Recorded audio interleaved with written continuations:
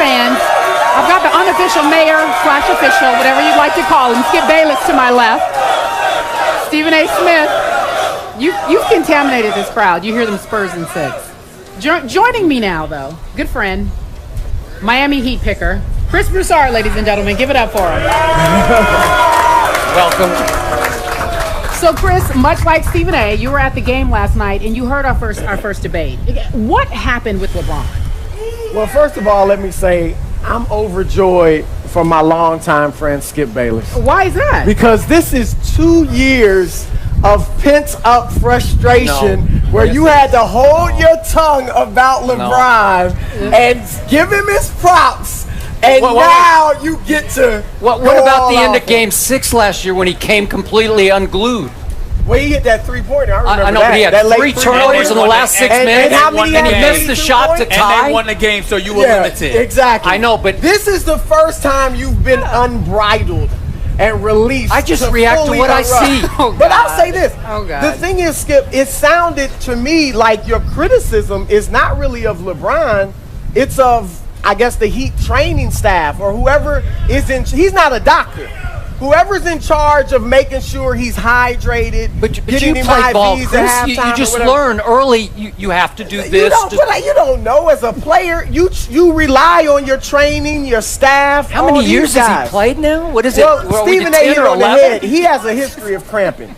We don't even know if it was the heat because he's cramped in regular conditions. I was there in 2009 against Orlando in the playoffs. He cramped. We know Oklahoma City. He Game cramped. 4. Detroit in 2007. He cramped. So clearly he has a history with this. And you haven't heard one athlete, one professional athlete say they could play through that. Okay, on Game 4 when he cramped, then Stephen A., you and I were on SportsCenter before Game 5. And you were making the case he might be hurt, like he might have a calf injury, and he might not be able to go in Game 5. That was when he was struggling because he was limping or whatever the case may be. But the point is, there's a difference between that and cramping. He's never been shy, and he's never hid when he's hurt. So was he hurt in Game 4, or was he cramping in Game 4? I'm talking about 2012. Yeah, I think there are different levels of cramping. And I think clearly this appeared to be more severe. Maybe it was the cramping in combination with the heat or whatever.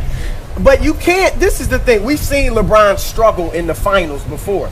Even last year, he was hesitant at times, admitted himself he had doubts about his jump shot. Last night, you saw none of that. Nope. He was playing tremendously. Even his last play, he goes aggressively to the hole, scores. The three-pointer he hits in the corner. It was a big-time three. I would agree. So you can't, this isn't something where you can say, oh, the pressure got to him or this or that. I think his body just failed him at obviously an inopportune time. Even Isaiah Thomas told Yahoo, who played through maybe the best performance ever in finals history. 25 points in the third quarter on that bad ankle. Although I think Michael's flu game was up there with it. But go ahead.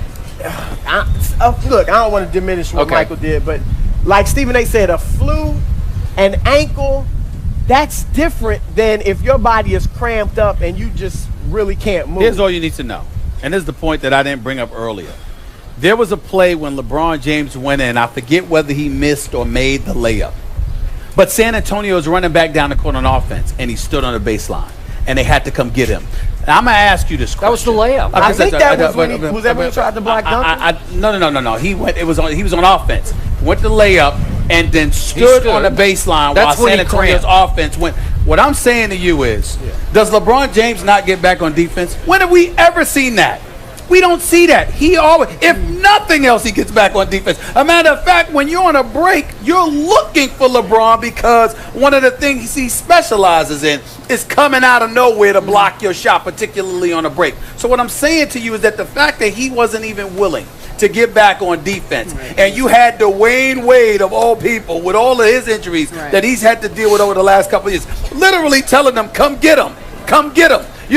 Listen, it's just one of those situations that's bad. It was inescapable. It's undeniable. I'm not talking about the series. LeBron James at his best with the Miami Heat, they could still lose to San Antonio regardless of what we're picking. But there's no denying that those cramps crippled him and just eviscerated the chances of the Heat winning the game. Help me out with this because you know this man very well. 7.5 minutes left. LeBron misses a three over from the wing. Dial ran at him. He missed it. And then as the play went on back to the other end, he immediately turned to Spoelstra and says, "Take me out, coach."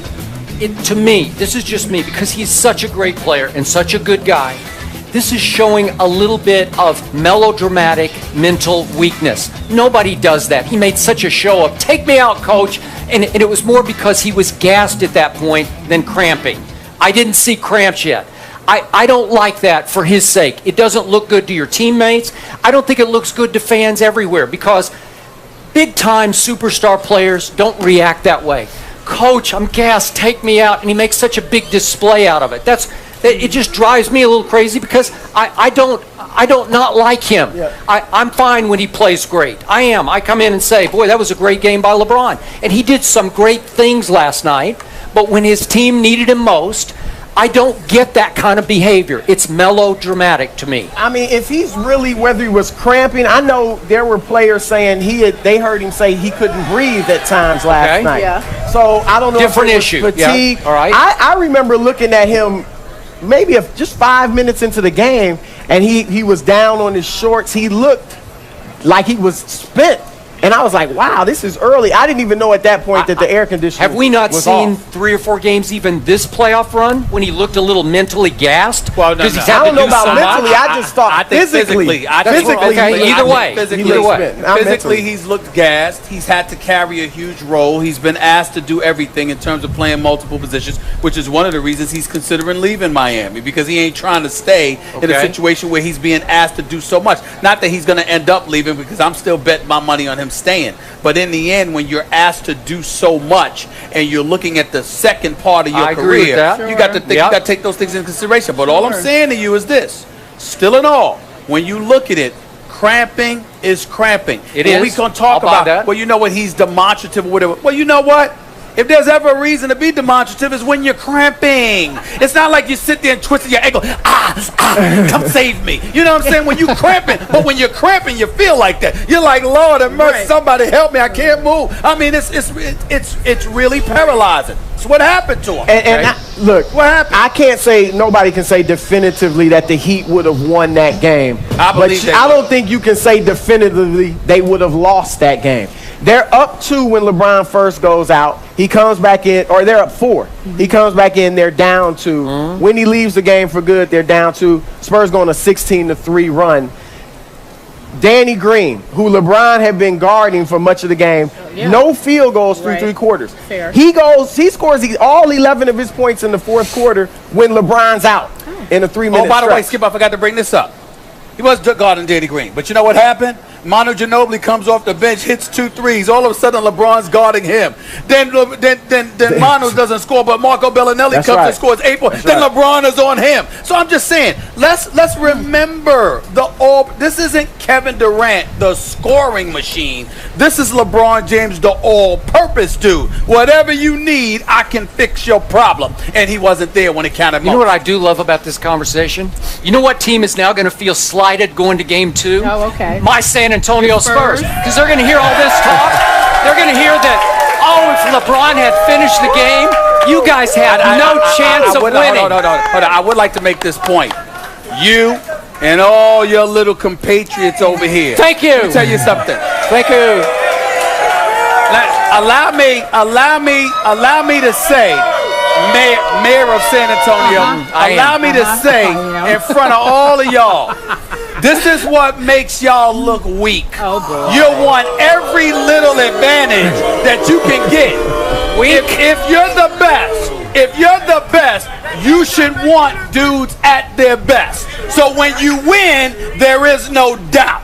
As opposed to you, I'm hoping this guy gets hurt. I'm hoping that guy can't play. I want San Antonio to get here. Which is what you've been doing for months. I had to go into last year's finals with Tony Parker with a pulled hamstring. Did I hear you say, you guys weren't at full strength? The Spurs weren't at full Dwayne strength? Wade was banged up last year, too. All That's right. why. And speaking of Dwayne Wade, I'm glad you brought him up. His start last night was breathtaking Yeah. for me. Yes, it was. I was saying, that guy is back. Didn't That miss a D-Wade shot guy. in warm-ups. Oh, Didn't miss a hey, shot. He was so explosive. He looked so healthy. And I must admit, I'm sitting there thinking, I might be in trouble tonight because of that guy. Right. Down the stretch, your X factor, Chris Bosh, who also made some big-time shots in that game. But not late. Bosh, D-Wade, late? Nope, weren't there when they needed him most, because they still have a pretty good team without LeBron James. It's still pretty good. But it throws you off when you're used to playing through this guy all the time, and then he's not there. And it's against the Spurs. You know, it's not against the Minnesota Timberwolves. The Spurs started moving the ball well. They were on fire as far as hitting jump shots, and they moved so many players around offensively that I think I'm not ready to make a blanket statement that Dwayne and Bosh couldn't carry them or can't carry them when LeBron's out. It was one game. Exactly. It was just one game. Hold on quickly before he gets out of here. After what you saw last night, he's still going with the Heat. You and I can't talked about change. this. I don't change my pick. I stick with my pick. Heat and 6. 6. Also, wait. That means the Heat have to win. Help me with the math here. 4 out of the next 5. You something, They would have won. I'm 80%, 85% sure they would have won last night if LeBron had played. They came here for a split. Ain't no 85% for me. The Heat would have won the daggone game last night. I am 100% sure the Spurs would have won if LeBron had played last night. We leave it there. Give it up for Chris Broussard. At the pick'em board. 3 chips for you guys.